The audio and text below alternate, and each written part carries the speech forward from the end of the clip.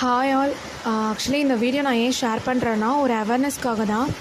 இந்த வீடியோவில் நடந்த இன்சிடெண்ட் எங்கள் ஸ்கூலில் இன்றைக்கி நடந்தது.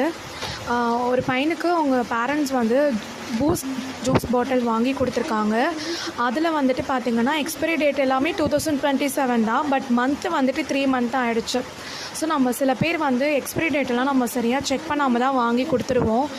இதில் வந்து 5th மந்த்து இந்த ஜூஸோடைய எக்ஸ்பைரி டேட் போட்டிருக்காங்க. அப்போ தான் அது வந்திருக்கு. ஸோ அதை ஓப்பன் பண்ணி அவன் குடிச்சிருக்கான். அதில் ஏதோ கசப்பாக இருந்ததுனால அவங்க மேம் கிட்ட இன்ஃபார்ம் பண்ணியிருக்கான்.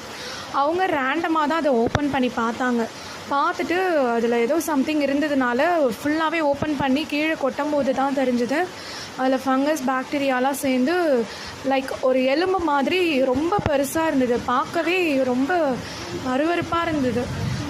அது ஆக்சுவலி ரொம்ப நாளாக அது இருந்திருக்கு. நம்ம யாரும் அதை ஓப்பன் பண்ணி குடிக்க மாட்டோம் இல்லையா? ஈஸியாக நம்ம ஸ்டா போட்டு குடிச்சிருவோம். உள்ளே என்ன இருக்குன்றதுனா நமக்கு தெரியாது.